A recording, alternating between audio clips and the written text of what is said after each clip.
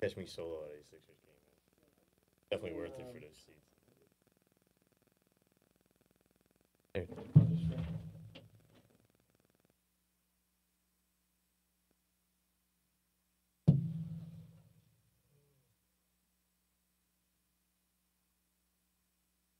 All right. Now musical chairs.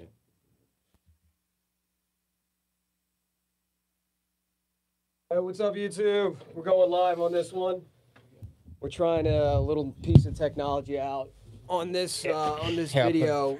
We got you plugged into the audio of the podcast, so hopefully you can hear the show in its entirety and what the actual listeners of this show are going to be listening to, not just the room audio. Look at this dude. Yeah, man. All right, let's shut the door. What episode is that? 87. 7.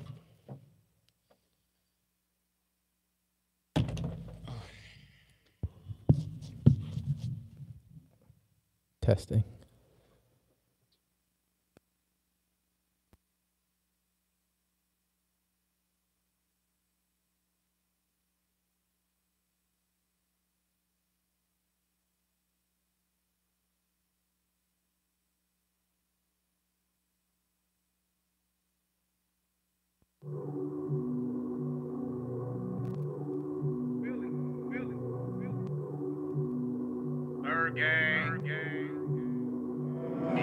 I told y'all before it was supposed to the boat. Nothing but the repeat with Wentz back on the throne. All we do is set trends, so you know what we on. Yep, I'm back with the remix, it's 4th and JAWN. All birds, all Philly, midnight green. Things changing for the better since we got that ring. Put the league on notice, we're not done.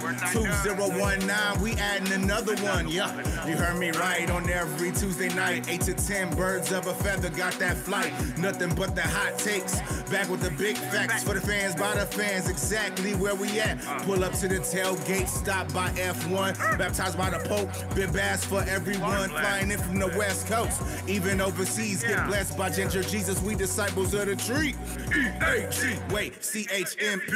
S, don't stress, we on the same conquest. Dominate the division, destroy the NFC, conquer the AFC. Grab that Vince Lombardi, Wentz to AJ, climb it up the gut. Be grand with the strip sack, this sound familiar, huh? I can go on the slot, Sproles with the return, Mills with the pick six. Okay, wait, it gets worse. J Train on the run, J.E. hitting from 60. Fletcher C in that D-line, that's what you don't want to see. Ertz catching tubs, Foles on another level. The Super Bowl ain't the only time you see that Philly special. We live from Broad Street, brotherly loves the heartbeat. Hungry dogs run faster and we don't eat cheap.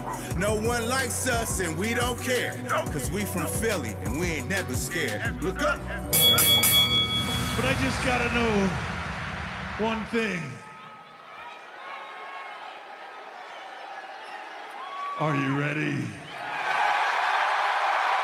No! I said, are you ready? Here we go. Welcome to 4th and JAWN, episode number 87. Boys and girls, there's no need for a long-winded introduction today.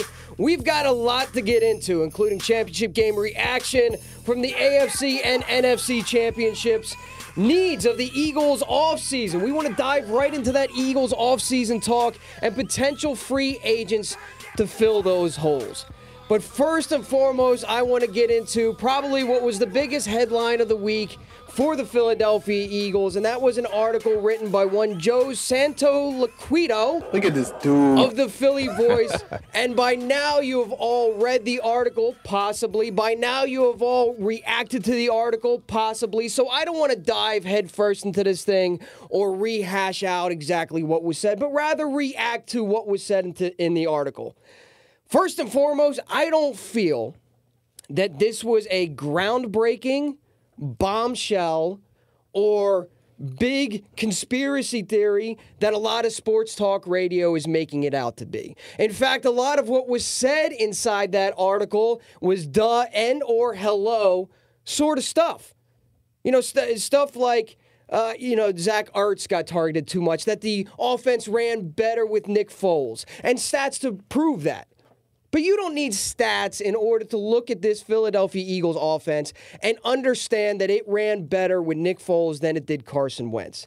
What I do feel about this article is that it is written by, and look, I don't like to crap all over beat reporters. I don't like to talk negatively about beat reporters. And I've had conversations with everybody in this room explaining the same thing. Like, look, I don't want to see you guys arguing with beat reporters on the timeline. Because it's these guys' opinion, all right? And if you're arguing with them, a lot of times they take that stuff personally and they don't forget.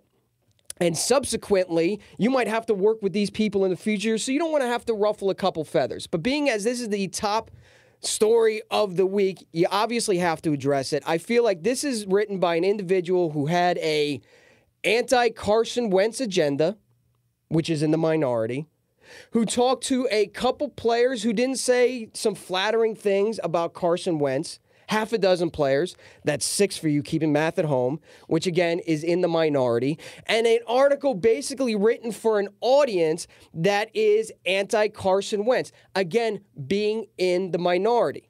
Now look, I don't want to say this article or the author who wrote it is not credible. I'm sure he had sources. I'm sure he had 6 guys in the locker room that were griping about Carson Wentz. However, I would challenge you to anonymously poll any NFL locker room in the NFL and tell me there are at least 6 players in there that think that the quarterback is a prima donna, that think he might be a bully, that think he might have a big ego problem. I would challenge you to find 6 people at your place of work who don't think that you have an ego or that you're a JO or that have negative things to say about you. I could have 50 people, 55, 53, whatever. I could have that many people at the tailgate. And I guarantee you there's at least 6 people there that are just along for the ride because it's a good time and think that E-Rock's a JO or has an ego or is a prima donna. Guarantee it happens. Exactly. So by 6 players saying these things about Carson Wentz, okay, yeah, duh and or hello. That goes for any NFL locker room. And Gail, you can kind of speak to this because you both played the game, you've covered the game. Am I right in assessing this situation? I mean, I think so. I mean, I think there's people have to realize in every football locker room, there are players that don't like other players or don't get along for a certain reason. Maybe they're taking up some playing time, but I think, I don't think you're looking at it the wrong way. I do think that a lot of things that were said in that article are stuff that we've been talking about. Targeting Ertz. It's not like he was targeting Ertz. It's the way that he was targeting Ertz when other people were open. Him losing trust in some of his players. I don't know. Could it be Smallwood, a guy who dropped the ball in the Vikings game, and then go back to the Panthers game. Look who the guy that Wentz didn't throw to. He threw into double coverage. Could it be situations like this? It could be. But also, it's kind of like the weight of who you talk to. This could be a practice squad player. This could be a jaded running back, perhaps, or a receiver looking to get some stats. Maybe I don't think it's Alshon Jeffrey. I mean, the Josina Anderson story broke a couple months back. The same kind of scenario, but I just think the timing of the piece is interesting. It's the offseason. They need some numbers. Give me something juicy. This is a project that's been going on for a while. They wanted to. It all started because they wanted to get an interesting story about how Grow fit in with the offense, and they started digging. And they got all these other nuggets of people saying stuff. But I feel like this is a great offseason story to drop for the beginning of the offseason. It's perfect. Not for the perfect fans. timing. Not for the fans. Oh, maybe not for us.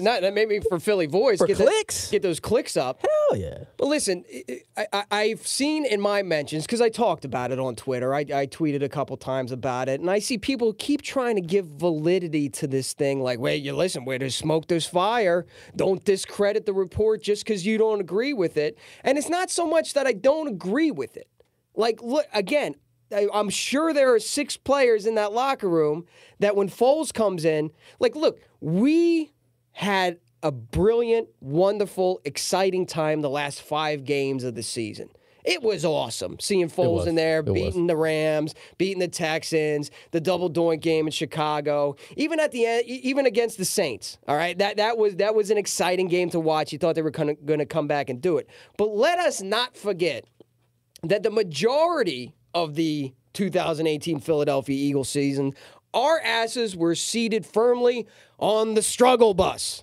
And when you have a team that all their players are sitting on the struggle bus, you are going to question the guy driving the friggin' struggle bus. Aaron Rodgers right now missed the playoffs. There are players in there questioning Aaron Rodgers' leadership. Ben Roethlisberger missed the playoffs. There are players questioning, clearly, it's already been out there, right, Ben Roethlisberger's leadership. That is going to happen. Winning heals everything. Winning makes everything seem better. Winning makes all the little blemishes and all the little scratches and all the little dings that normally happen inside of an NFL locker room that is routine for every team and universal kind of smooths over all those sharp edges. People don't see it as much, but when you're struggling, people are going to be upset. And they mentioned a guy like Alshon Jeffrey. You mentioned a guy, possibly Nelson Aguilar. Prior to the show, we were talking in the conference room, and you were like, who's the mole? Who's the mole? You don't see Alshon tweeting about it. You don't see Nelly's been silent. Wendell Smallwood might be the mole. Oh no! Listen, why? Because they're not tweeting about it. I would feel weirder. I'd be even more uncomfortable with this entire situation if every player decided that they needed to go to Twitter to voice their support in Carson Wentz. You have a handful of locker room leaders like Fletcher Cox, like Lane Johnson, like Zach Ertz, Rodney McLeod did it, so on and so forth. You've got these handful of leaders vouching for Carson Wentz and dismissing the entire report. I would feel strange if everybody started doing it. Like, wouldn't that make the situation so much worse? I mean, the thing I do like is, the team leaders have stepped up and spoken. They're setting the tone for the news story, letting you know that the guys that mean something in this locker room are all standing behind Carson Wentz. Carson Wentz had a rough offseason. This is not the offseason that he planned for, but this is what makes Carson Wentz become Carson Wentz, the future Carson Wentz. He's in the thick of it. He's up against himself, the pressure. Pressure makes players great, and sometimes it breaks players. But this is what's going to make Carson Wentz great. He's got to deal with this. These are off-season issues, but this is what's going to make him a better player. Hollywood, how do you feel about that story? Because you read it, you reacted to it. How do you feel about it? So I feel like with any story, especially one that gets blown up like this and can be viewed as like there's not much truth to it. Like, a lot of people are coming out and saying that the whole article is false. I think that there's a small nugget of truth that is hidden within this article. And I've been looking for it, and it just... There's some things, there's some language that he uses in this article that just, it doesn't come across as how the Eagles teammates would talk about Carson Wentz. One line in particular, he's had his ass kissed his entire whole life. And sometimes he acts like he's won 10 Super Bowls when he hasn't played in, let alone won a playoff game yet. Like, to me, that just doesn't sound like anything that any of these players would say about Carson Wentz in particular on this team. However, we talked about earlier in the season, and this is, weeks prior to this report coming out, about there was a rumor that there was a wide receiver that was getting upset that he wasn't getting enough touches, he wasn't seeing the ball enough. And we concluded that it was probably Alshon Jeffrey that was making those claims. So now that this report comes out, that kind of gives some more validity to that report that came out earlier in the year. So I think there is an underlying truth within this piece. I just think that it's been blown out of proportion. I feel like the wording could be a lot like, if the wording was different, the article would have been received differently. It was very biasly written. Yeah. So for instance, 6 players who wanted to remain, or half a dozen players. That's the way he worded it. Right. Who wanted to remain anonymous because they were facing repercussions from Wentz. Because Wentz yields because of his power on the team, yeah. Wentz yields power. What kind of Star Wars crap is this? Wentz yields power. He's the chosen one, man. Listen. Wentz is the cornerstone in which this franchise will be built on for the next 5, 6, 7 years. Easily. So, of course, he wields power. I mean, it's such a the weird... Jesus does walk on water, y'all. I'm just saying. But no, any franchise quarterback is going to his say is going to be of a priority. He's going to have more value when talking to coaches and the GMs and stuff like that. I mean, he's the third string franchise wide receiver would. The franchise QB. Yeah. And instead of saying Carson Wentz yields power, if he said Carson Wentz's input is held at a high priority because he's a franchise quarterback, like that's worded completely different. Yeah. Like I can read that article front to back. Right. Fine. But as soon as you start saying stuff like that, dude, I start skimming. I'm paragraph skimming. I mean, they described him as selfish, uncompromising, egotistical, one who plays favorites and doesn't like to be questioned. Who does? I mean, your franchise quarterback has a certain swag to him. He's got to carry himself like so. I could see him saying to a coach, I don't know, those are Nick Foles plays. I could see him be like, because he's a guy who's in the books, X's and O's. He's in there early. He's doing the work. So I know he wants to have his stamp of approval on this offense. I could see him veering away, especially with DiFilippo and Reich being gone now, the guys that have, really built him up. And now Groh comes in, a secondary type coach who doesn't have that relationship with Wentz. And Wentz is like, you know what? This is my offense. I could see some of those things, but the selfish, he doesn't come across to me as a selfish. He comes across to me as a hardworking young player. And don't let headlines rule your opinion of this team or this quarterback going into this offseason. Because there have been a lot of other headlines written about other quarterbacks in the offseason. A couple people tweeted me out some fantastic examples at Recon Re. Don't know if I'm saying it right, but I know I got the headline right. Ex-teammate, self-centered Aaron Rodgers isn't a natural-born leader. Ooh. That's a real article by a real human being. Next one. Same person tweeted me this. Tom Brady's ego and selfishness will kill Patriots dynasty after Jimmy Garoppolo trade. I mean, where are the Patriots right now? Super Bowl. Second one since the trade, I believe. Yeah. C for Clarity. Our boy C for Clarity, loyal listener of the show, tweeted me a couple other ones. Pete Carroll reportedly coddled Russell Wilson, dooming the dynasty chances. Like, come on, dude. Really? It's clickbait. And where'd they go? The playoffs. And new book says Patriots quarterback Tom Brady has had enough of Belichick. Again, where are they at? So this is not the first time that you're going to see clickbait headlines produced for an NFL team, and at the end of the day, it doesn't mean a whole lot of really anything. I feel like there was a lot of it just didn't add up to me because in the Joe, how do you say the last name? Santa Liquido article. He says that multiple sources said Wentz tended to complicate the offense and he didn't let it come organically as Foles did. According to one source, he could complicate 2 + 2. Now, this seems contrary to the fact that it seems pretty simple. What Carson Wentz was doing was going out there and eyeing up Zach Ertz every single play, or a majority of them. Yeah. So, that doesn't seem complicated to me. It seems like he's just making the wrong decisions. Yeah. You know what I mean? So I feel like there's a lot of things that just aren't adding up in this article. I mean, earlier in the season, I was kept on saying that you can never go broke taking a profit, and that's what I meant. I meant letting the offense come to you, taking the profit yards, the 5 here, the check down plays, something that Ertz was kind of not willing. He was going for the home run. He was going for hit that seam to Ertz, chunk plays, and that's one of the things I thought that where Wentz could have gotten better. Yeah. Did you see ESP tweeted out they got a new sign hanging in the NovaCare complex, or rather put above the door as it exiting where the players go out of, above, on the NovaCare complex. And it's a Vince Lombardi quote. It's not winning isn't everything, it's the only thing. No, it's not that Vince Lombardi quote. It's rather what you see here, what you say here, what you hear here, let it stay here when you leave here. And I'm a little upset that even needs to be put on a wall as a reminder.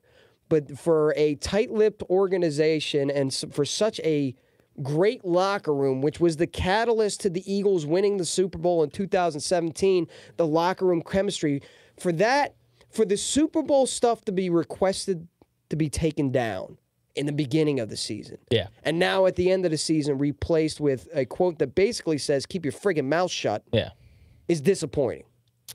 Well, I mean, it's really about self-awareness. And in this day and age with a camera everywhere, as we're literally looking into a camera, you really have to realize if there's a beat writer next to you, if he's taking a photo of you have to be self-aware. And the players that are self-aware and respectful of your franchise wishes, those are the kind of players that you really got to, like Antonio Brown. Like one of the big issues was him recording something in the locker room that the whole coaches were like, and it's really caused like a riff.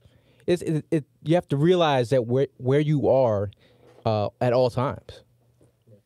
And some people might look at this article, if you're one of those Wentz haters, Foles supporters, Wentz haters, which I can't understand why you I can't like both. I can't like both of them. Yeah. Why not both? But some people feel the need to be like adamant for Foles. Yeah. And we'll take what is said in this article and run with it as all the more reason why Carson should be out. You should trade Carson. Nick Foles should be the franchise quarterback moving forward. If anything, if I'm taking away anything from this article regarding the quarterbacks going into the future, at least for me, it's all the more reason why Nick Foles needs to exit one way or the other.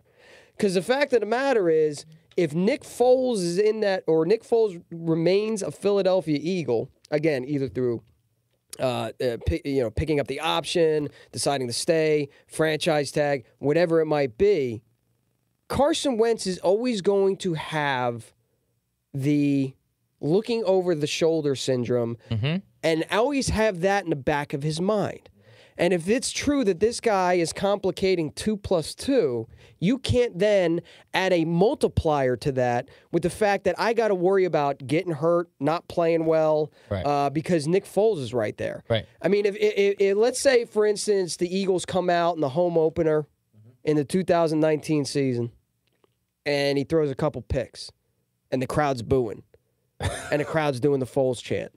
Like what? Like, can you just imagine? There was a NFL Films. This just popped into my head. There is a great moment between Dick Vermeil and a struggling Ron Jaworski, and Dick Vermeil comes over to Jaworski and whispers in his ear. Somebody was mic'd up. You don't have to worry about me pulling you. Okay, just keep grinding. You don't have to worry about me pulling you.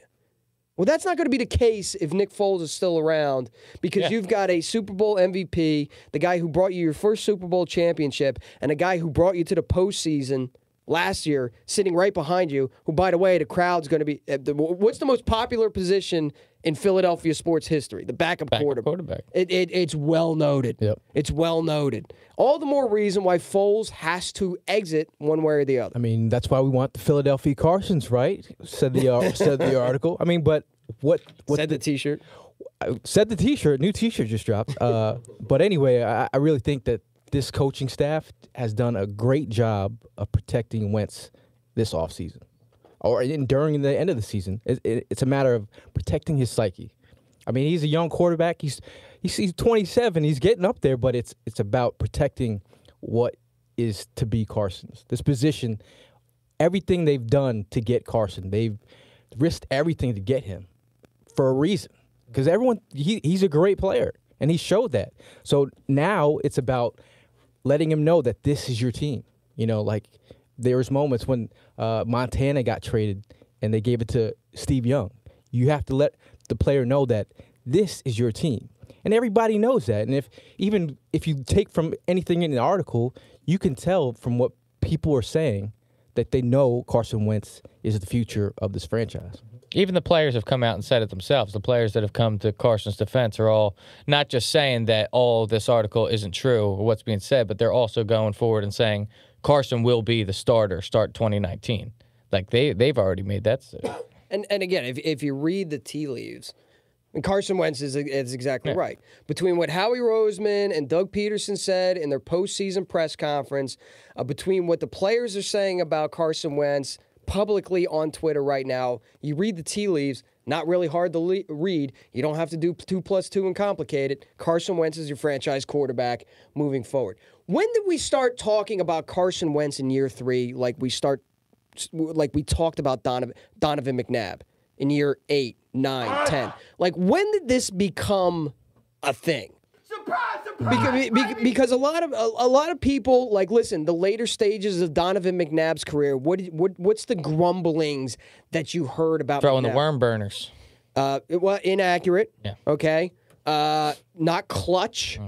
Have you heard that about Carson Wentz, by the way, in year 3? Yes, they have. He's not clutch. What did the article say? That he's Mr. Third Quarter or something to that effect? He plays well in the first 3 quarters? One of the big things was, I believe it's Rush Limbaugh that came out was saying that he was like a running quarterback, and his ability Carson? to Donovan McNabb, and it kind of changed his game in the sense where he was like, I don't want to be known as a running quarterback, so he kind of like forced himself to be kind of like a pocket passer, and got away from the mobility stuff. But I think that was interesting. Not clutch. You heard that about McNabb, year 8, 9, 10. Yep. You're hearing it about Carson Wentz, year 3. Coming off of an injury.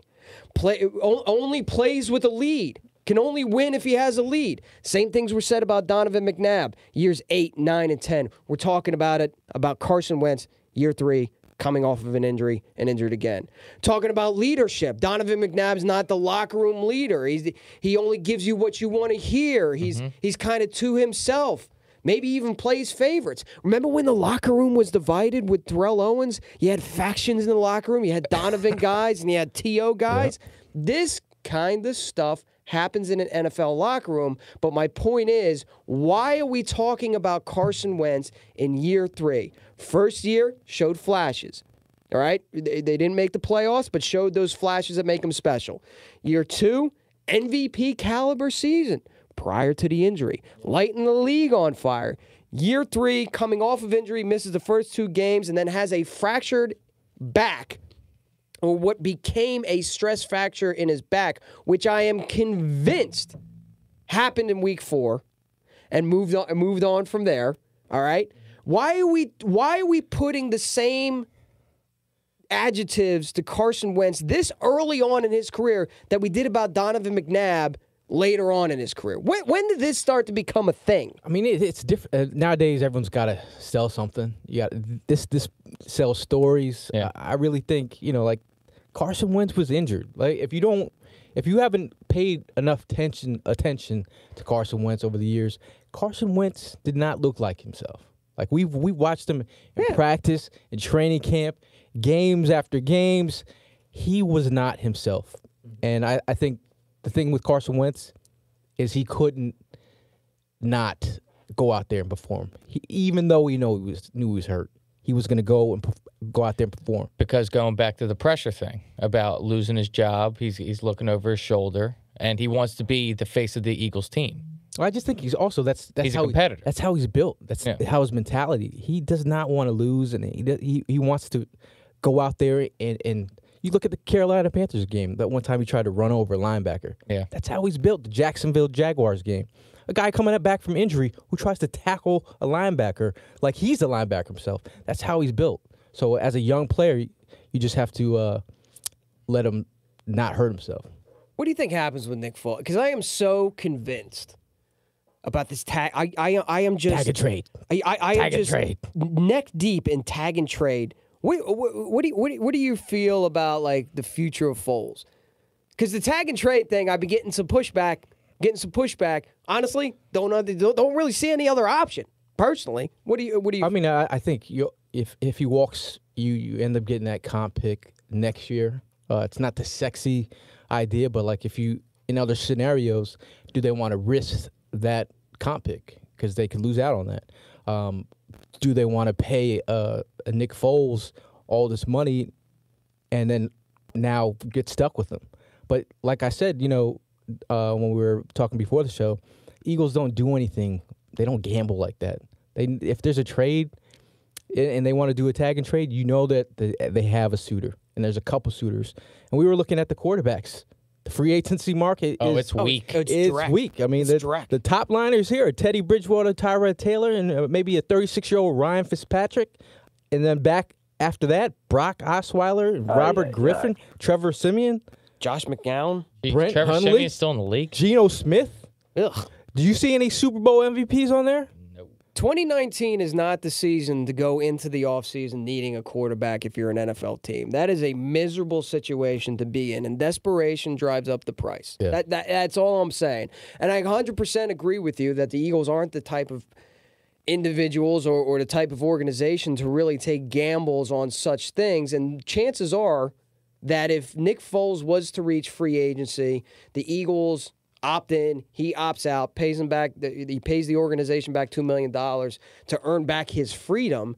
If he was going to go to any one of those teams, chances are those are the teams that be calling Howie Roseman right now, saying, "All right, what are you doing? Make it happen now. What are you doing with him? What's your plans with Nick Foles?" And if Howie Roseman says tag it, we're going to tag him with the intention of trading him, there's going to be at least 3 teams that are going to be calling interested. At least. I'm being generous with that number. Chances are there's going to be around 6 teams that are calling. 3 of them are just kind of feeling the waters. 3 of them are dead interested in it. Mm-hmm. And I don't think you're going to get a first-round pick for Nick Foles. I don't want to make it sound like you're gonna tag him and then ask for a king's ransom based off of what they're offering. Like, hey, it's a first-round pick for Nick or nothing. But what I do feel like is because those teams right there all have like if you look at the Jacksonville Jaguars, the Denver Broncos, and the Miami Dolphins, the 3 most likely teams to do a trade for Nick Foles, all of them have 2 of them have top 10 picks. I think the Miami Dolphins have the 13th pick. So you're not getting a top 15 pick for Nick Foles. If you do, God bless you. More power to you. Take it, yeah. That is absolutely awesome. But if you can land a second, imagine going into the offseason and addressing needs with the 25th overall pick and 3 2s. Let's say you get a third.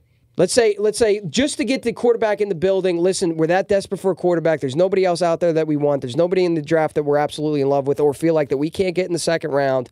We'll offer you a 3 for him.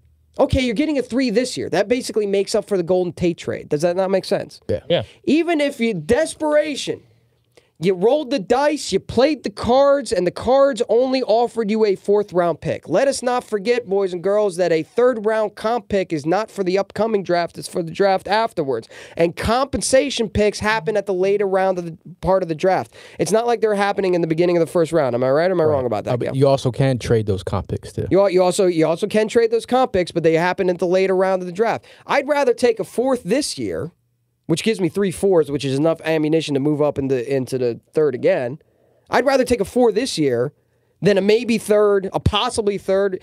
Hell, it could even be a 4. We're all assuming that it's a 3rd-round comp pick. We're all assuming that. Yeah, I think it's important for right now for the Eagles to make this situation look like what it is, to build up the market for Nick Foles.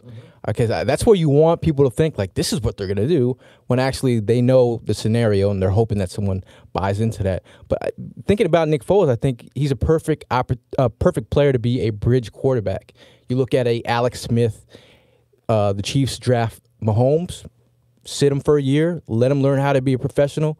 Come the next season, you let go of him. I mean, you move on, and then what do they do with Alex Smith? They flipped him again.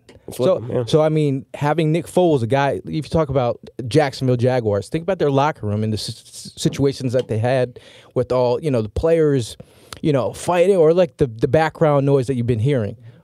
Who better to put into that locker room than a guy who he just has that it to him, it factor, a guy that could settle your locker room. To get a player like Nick Foles for like a 3rd round, if you got an extra one, that's a perfect scenario for getting a Super Bowl MVP, a guy who's a professional, and then he teaches your young quarterback that you draft in the top 10. Now you got a guy to teach him how to be a pro. I mean, especially when you take a look at the Jacksonville Jaguars. Johnny Flip gets there, right? Johnny Flip's now their offensive coordinator. You saw just what happened in Minnesota when he didn't have a quarterback or a system that worked under. He got canned. Yeah. Before the end of the season, before they even knew if they would make the postseason. Right. Vikings could have went on a Super Bowl run for all they know. They were that desperate to get rid of him because his offense didn't fit the quarterback, didn't fit the personnel, so on and so forth, didn't fit the vision of the head coach. If I'm Johnny Flips down at Jacksonville, I'm pounding the table for a quarterback who will make my system work right now, not later. Not draft. Maybe I do draft and develop a guy. He develops young quarterbacks, and he's shown that in the past. But you have Nick Foles, a guy that you're familiar with, and you got your young talent that you can groom. That's the perfect situation for me. And we have a lot of free agents walking out the door, likely.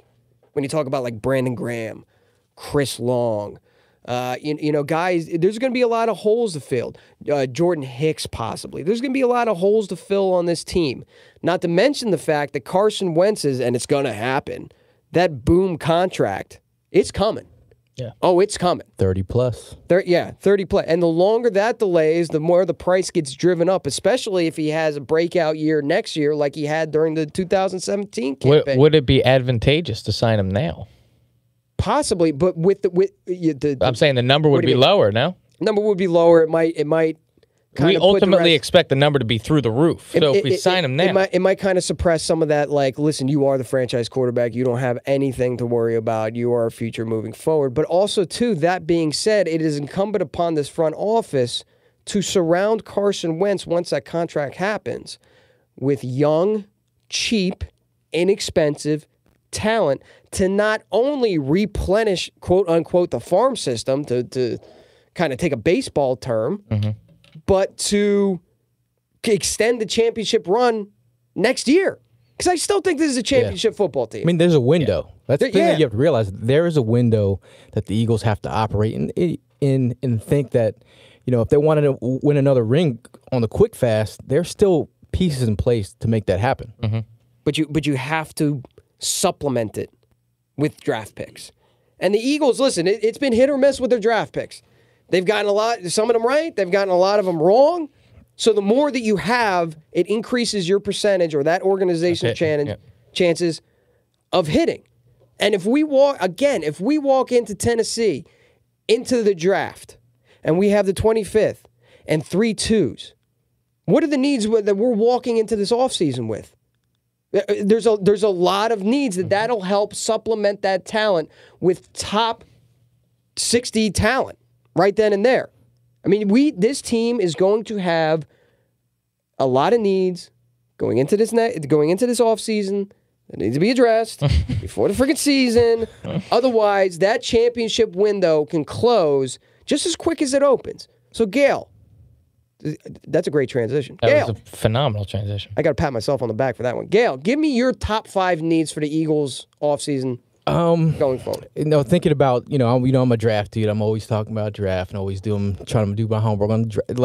This is a really good draft for defensive linemen, whether it be defensive tackle, defensive end. These are, defensive end. You pay money for that. This is a perfect opportunity to get some defensive line talent, but defensive tackle, defensive end.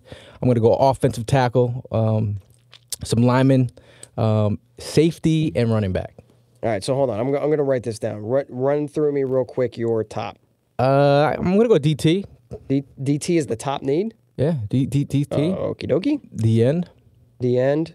I'm going to go offensive lineman. But we definitely need to tackle. Offensive lineman, okay. Safeties. And running backs. And running backs at number 5. Hollywood, give it to me. All right, my top 2. I'm going to go with, I'm going to go offensive tackle, numero uno.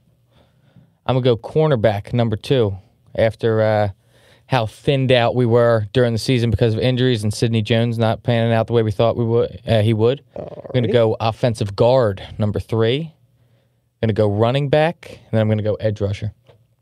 Defensive end. I'll give you mine. Because to me, running back has to become a priority for this team. They've ignored it in the draft. They've missed in the draft.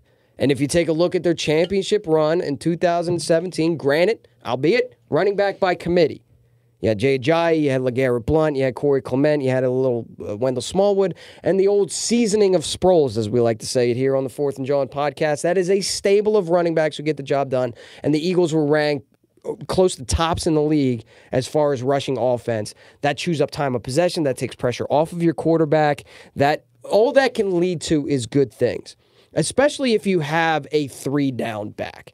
I miss the days when LaShawn McCoy was in there for first down, second down, third down, and only had to be replaced because he needed a rest.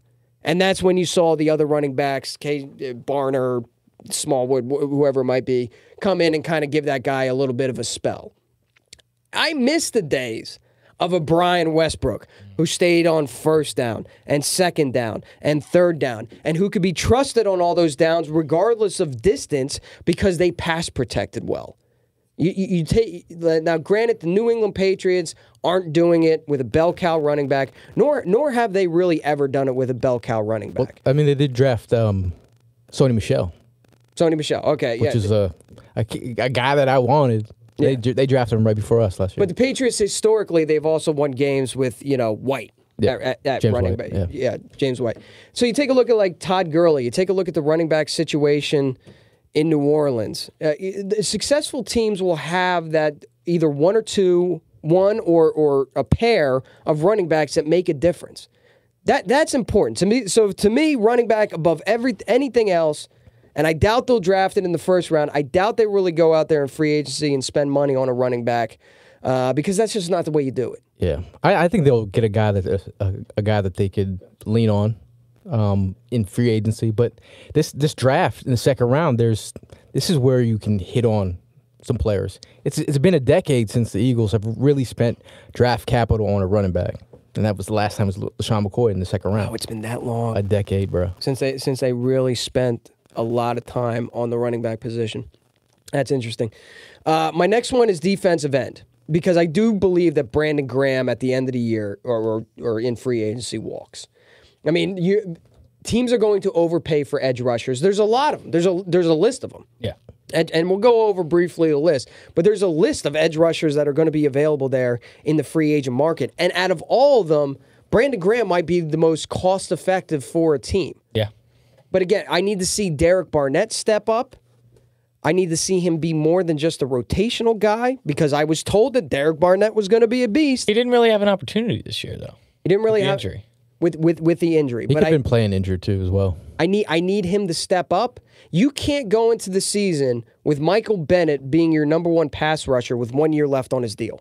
You just that's not replenishing the farm system. Agreed. And Jim Schwartz's defense relies on a rotation of defensive ends. Not only do you need to have a healthy, fresh, young rotation of defensive ends, but you need to solidify, okay, let's say Michael Bennett walks next offseason. Who are your starting defensive end? Right, you need a guy behind. We're hoping Barnett's going to be one of them. We're hoping. So running back, defensive end, offensive lineman. Look, I don't know what happens with Jason Peters. They might move on. They might bring him back. If you bring him back, though, it has to be with the asterisk that, listen, we know this guy's going to miss time within games, let alone long-term time, which he has a history of doing, being at that advanced age, at that position. I mean, the guy's played fit. He's going to be going into his 16th year in the NFL. That is unheard of for an offensive tackle. They're not sure what they got in Mulata. Maybe he can step up. Maybe Vaitai can be like a stopgap in between, but they do need to address that for the long term. Also, linebacker. I don't think either one of you really mentioned linebacker. Depends on what happens with Hicks. It'd be nice to have an impact player at linebacker, a young impact player. I think they can do better than Camus, who's a serviceable linebacker. Really, the only one that I would pencil in there as a starter, Nigel. Nigel.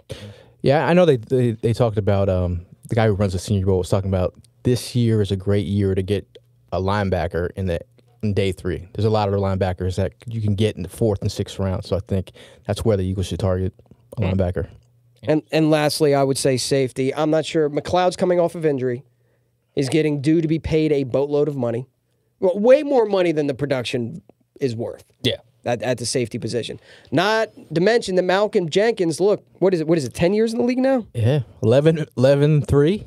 And Rodney McLeod, $9.9 million. That's a lot of money. That's a lot safety. of money. That's a lot of money at safety. That's why one of the safety last year, there's a couple players that could have been groomed. I mean, you're looking at, the Eagles lost to McLeod, and it kind of messed up the whole defense. I mean, it's definitely a super need. So do you think this is the offseason where Rasul or Jalen Mills gets moved to safety? I don't see why they don't. And Ev, I'll disagree with the cornerback thing because I do think they make Darby a priority to sign. Like if anybody is coming back and they're going to give money to, if I was betting, I would say it's Darby because you would have Jalen Mills, Darby starting on the outside.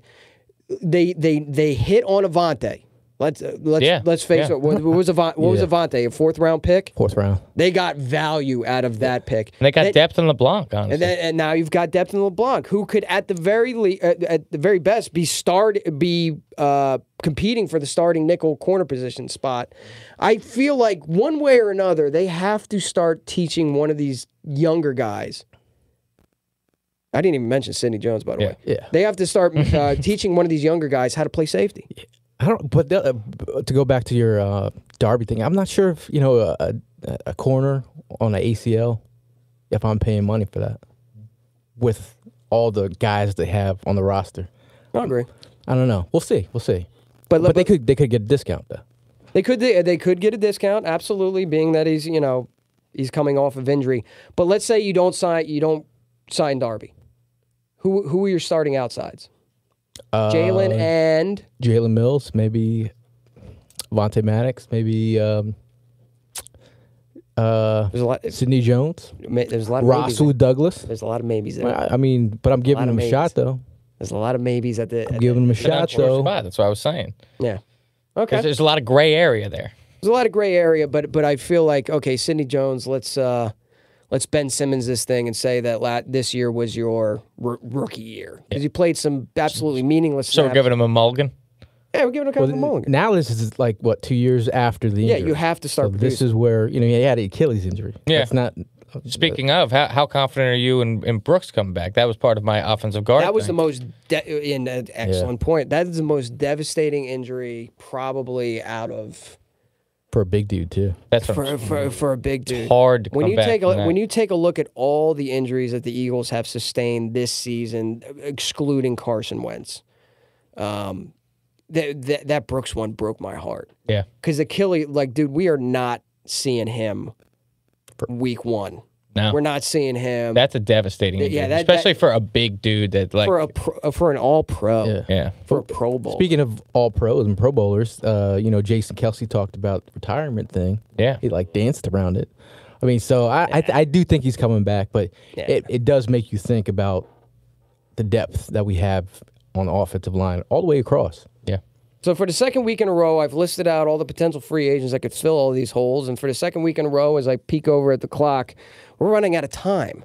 So with the remaining time that we have here in studio, I would like to get your reactions to one of the best championship weekends that I can ever remember watching.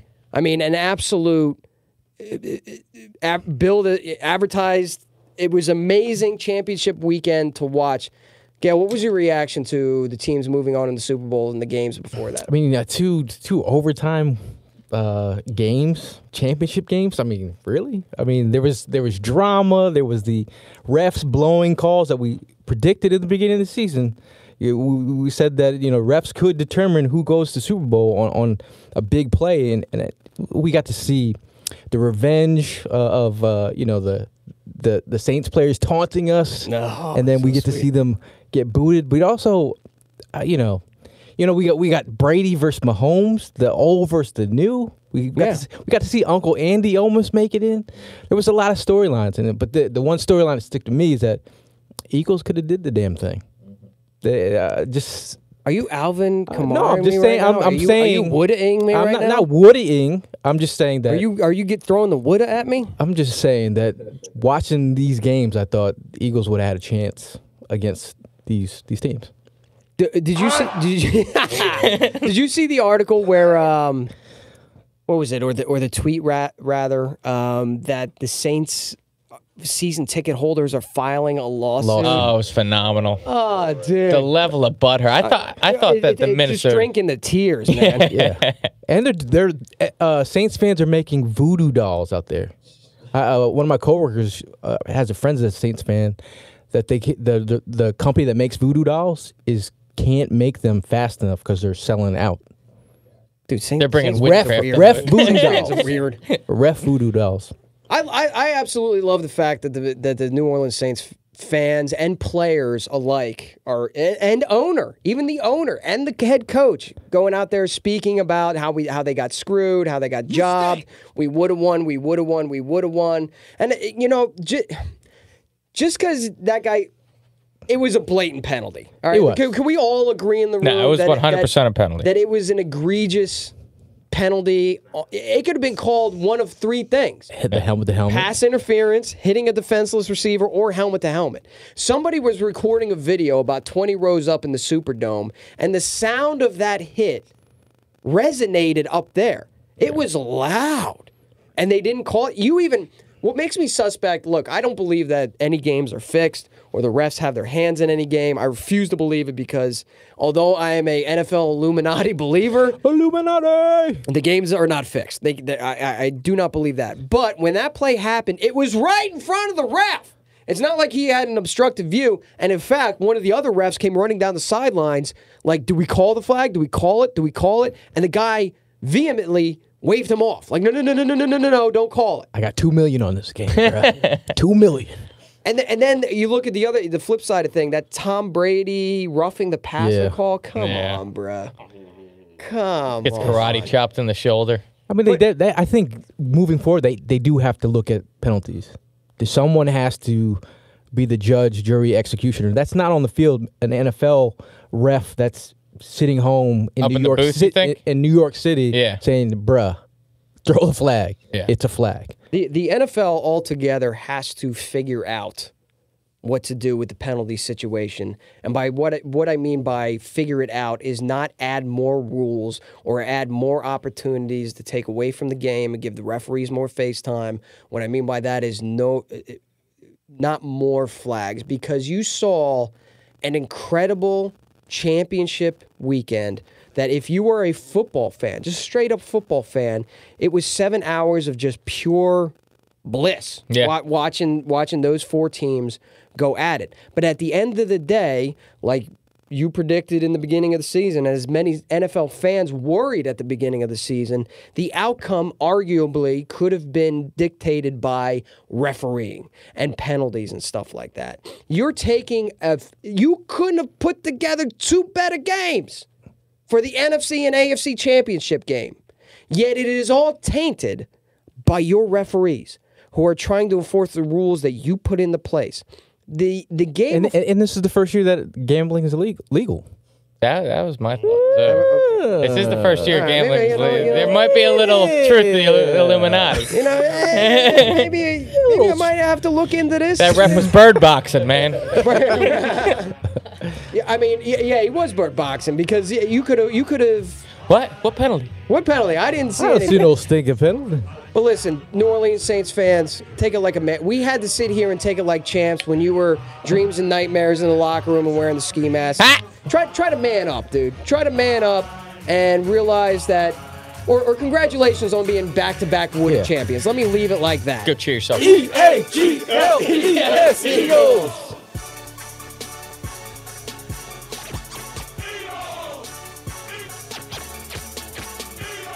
Eagles football? We're talking Eagles football. You're listening to 4th and John. Wait, what the is a John anyway? No, senor! No, senor! No, senor! No, senor! No, senor! Your hair is uneven. You look dusty. Next question. Appreciate y'all putting words in my mouth. You stink! Can somebody please tell me what the is going on? But they are who we thought they were. Your hair is uneven. You look dusty.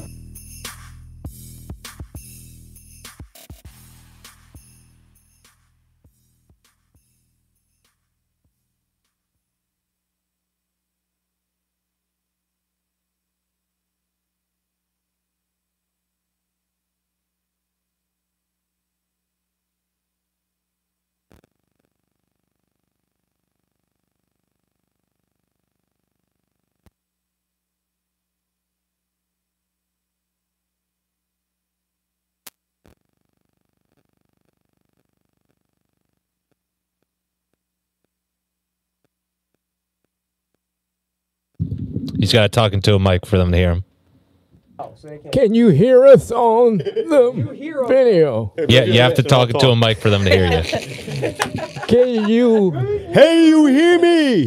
Hear us talking into the mic.